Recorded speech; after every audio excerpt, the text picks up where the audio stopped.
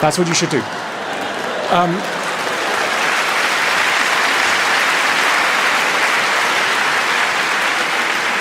We've got about 14 seconds for the last question. So this is the last question. I want to thank you for speaking to us tonight. But also, my question relates to what you spoke about in the beginning, which is you said we're in an age of romanticism right now. What do you think has caused the persistence of the age of romanticism, like for centuries? Yeah. What do you think the next evolution is for love and persistent relationships? Look, I don't want to sound like one of those guys, but to some extent it is to do with the commercial system we live within. It's so much easier when you're trying to sell someone toothpaste to sell it with that initial heady, ecstatic moment of love. There's a huge interest in talking about that. It's deeply exciting. The moment two people get together is one of the most exciting things in the world. So no wonder we keep scratching that bit of human nature. It's no surprise if I was making a Hollywood movie and I was spending £100 million and the choice was between, a long-term relationship or that heady moment. You go for the heady moment. I mean, the only filmmaker who's ever made a sensible film in the last 10 years about marriage is Richard Linklater with his beautiful film Before Midnight, which is about the only adult description of love. And it was a very small grossing movie, but please go and see it if you can, because it's one of the great films. But we're surrounded by people who have a lot of interest in exciting us around the early moments of love. But the fight back begins, and it begins here. And it begins with a novel I've written and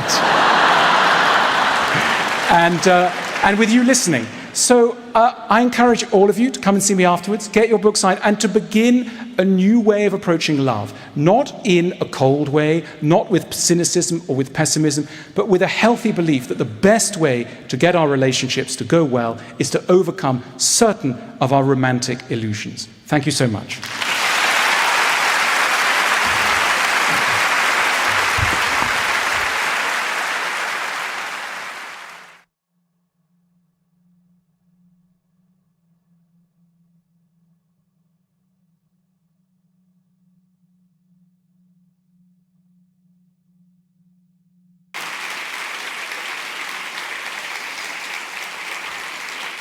Today we're going to sort of delve into who were the women of ISIS and what motivated them to leave their homes and travel to what we now have come to know as a horrific warscape in Iraq and Syria. Were they idealists who were seeking an Islamic utopia, or were they extremists who were fired up by their hatred of the West? Or is the reality maybe somewhere a little bit in the middle and more complex? So we have with us Pulitzer Prize finalist Azadeh Moaveni, who of course has written a very sensitive and immersive book on the subject, which I will show you here. It's called The Guest House for Young Widows Among the Women of ISIS. And the book tells the story of 13 very different women who joined and endured and in some cases managed to escape life in the Islamic State. It really challenges a lot of stereotypes, and it asks some very hard questions of the West and of Western liberal feminism in particular, which I think will be of interest to the crowd today. As well as authoring this book, Azadeh has written a memoir called Lipstick Jihad, and she co-authored with the Nobel Prize laureate Shirin Ebadi a book called Iran Awakening. She is of Iranian-American background, and she's lived and reported throughout the Middle East. She's fluent in Farsi and Arabic, and her work on youth culture, women's rights and Islamic reform has been published all over the world in lots of different publications, including Time, the New York Book Review, the Washington Post, and the Los Angeles Times. And at the moment she lives in London, where she directs the Gender and Conflict Project at the International Crisis Group. Azadeh, welcome. Thank you.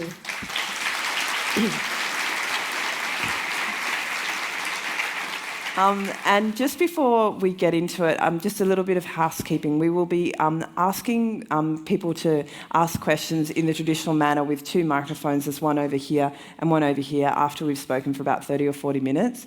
But if you're a little bit shy to go up to the microphone, you can also do it via app or via website. So I think there is a URL back here. So you can go to that URL and enter the event code All About Women, and you can just put in your question via that digital mechanism, and nobody need hear your voice, but your voice will still be heard. Okay, I really want to dive in because there's so much I want to ask about this fascinating book. To me, Azadeh, the book was really a search for meaning, to make sense of what seemed from the outside like an absolutely incomprehensible choice that these women made. But you were reporting on the Middle East for a long time before the rise of ISIS. Did the rise of ISIS, in particular its appeal to women, surprise you? Well, first of all, thank you. I'm delighted to be here with all of you. Thank you all for coming, and happy Women's Day to all of us. I had covered the Middle East since the late 90s and had always focused on how instability, poor government, repression impact women. I remember reporting the 2003 invasion of Iraq and noticing that one of the first things that happened when Baghdad became insecure was that families started pulling their girls out of school. So sort of looking backwards to see, what was preceding sort of moments of violence or shifts for women in order to try and understand and explain them was habitual for me.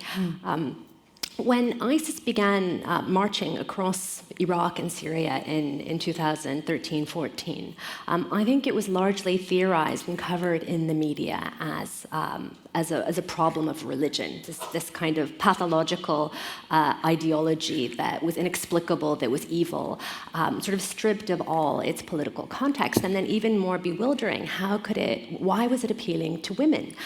Women from all over the world were streaming into Syria to join this movement, and particularly from the Middle East. And to my mind, being an old Middle East hand, what was absent from so much of that explanation, context, and coverage was the Arab Spring that had preceded the rise of ISIS. I think we all remember the hopeful images of the Arab Spring uprisings of 2011, and the way that women were very much at the forefront of them. They were demanding freedom, opportunity, dignity, an end to repressive government.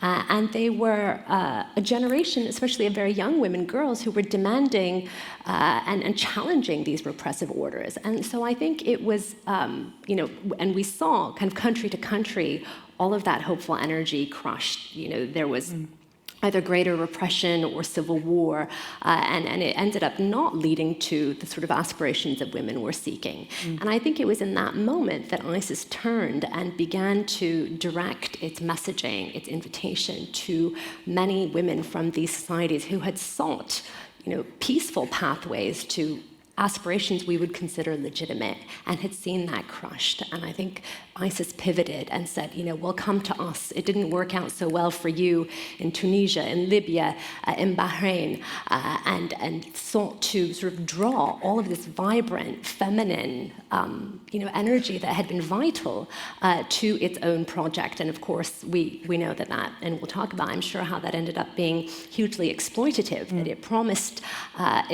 answers to frustrations and desires in a way that it had no intention of delivering. But I think we can only sort of make its appeal intelligible by looking backwards and seeing what directly preceded it in the Arab Spring. One of the ideas that you challenge in your book is that there is a single unifying reason why women would have flocked to ISIS to join the caliphate.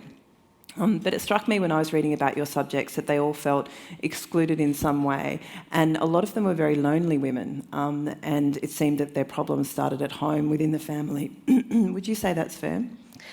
I think certainly for women who ended up traveling to Syria or joining the Islamic State from the West, that was certainly very much a strong part of their background. I write about a woman called Lena, a Lebanese immigrant to Germany, who was essentially in a very abusive marriage, had mental health problems, was living in a sort of battered women's shelter in Frankfurt, very much isolated and cut off from the world, very religious, was turning to religion for some sort of solace to get through this abusive and trying time, and was very vulnerable. I think that theme, again, about applies to the girls I wrote about in London as well. Many of them, absent fathers, homes in which there was either social marginalization or absent kind of family figures that would be looking over them. So I think certainly, through the individual stories that comes out, I think when we turn to the women from the Arab world or states like Tunisia, Syria, Iraq,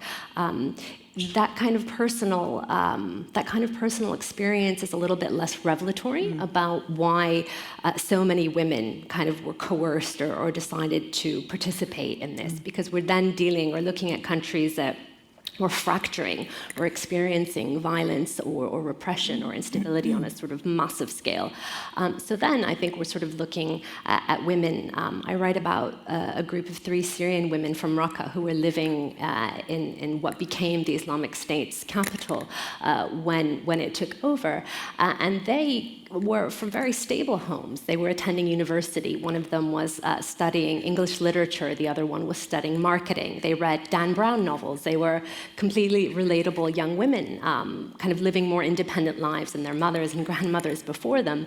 And their society kind of split open. Syria split open in this civil war, and ISIS took over the city where they were living. And so for them, it was more a kind of a coercive, mafia sort of force that had taken over where they're living. And their choices, I think, were very much driven by survival and safety in the midst of a country that was being riven apart. I was very interested to read in your book about the women of Tunisia in particular, who lived under a very authoritarian regime, and they felt, I mean, I think in the West we think of a place like Tunisia as being very Islamic, but they felt that they were not able to practice their religion with the freedom that they wanted to, and they were persecuted for practicing their religion too hard, if you like. Can you tell us about that dynamic and why it served to radicalise them towards ISIS? Of course. So the book opens with the story of a young Tunisian woman called Noor, and she was a teenager in the Tunisia before the 2011 uprising, in which this secular dictatorship or authoritarian regime was overthrown. So in the Tunisia of the pre-Arab Spring, religion was very much used by the state in a kind of coercive way to control its citizens.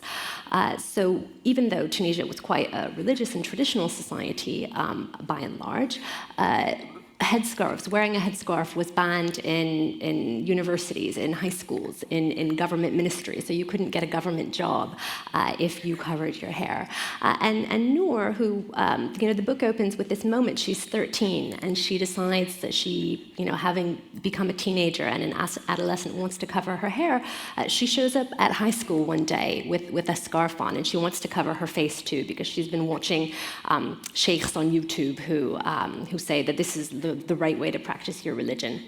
So she shows up sort of covering, and her teachers kind of look at her in bewilderment and say, "You can't come into our class looking like this." And she kind of perseveres, and then she goes to the next class, and there she has a quite violent confrontation with a teacher who slaps her, who says, "You have to take this off, get out of my classroom." So Noor goes home and is suspended and ends up dropping out of high school. And I think it's quite, sort of her story is very illustrative of the way in which women were controlled by this secular dictatorship, and in a way that their piety or their wish to sort of, practice their religion freely was part of the state's very coercive control of its citizenry. And then in 2011, of course, when the Arab Spring, it wasn't even called the Arab Spring then, it was just the revolution in Tunisia erupted, Noor came out of the house. It was as though she actually could be included in Tunisian public life. She joined this activist movement that was very conservative and quite kind of orthodox, but that demanded inclusion for women like her in education. And so this kind of story, I think we don't very often think about women living under these repressive regimes in the Middle East who are repressive in a secular manner. I think we're very often focused on places where women are told to cover up, but we haven't paid a lot of attention to the places where they're not allowed to cover if they want to, which is the sort of other side of repression in the end. It was one of the most interesting parts of your book, and it was certainly quite revelatory for someone like me. I want to talk now about the Bethnal Green schoolgirls, because I think they were part of the reason that you wanted to write this book, and they were an object of absolute fascination to the British public and throughout the West. You write a lot about those schoolgirls in your book. They were an absolute media sensation. They were heavily covered, particularly by the tabloids in Britain. Why were we so fascinated by those little girls as they left Britain to go to Syria via Turkey? There was certainly something deeply resonant about the the kind of defection of those girls. I think you're absolutely right.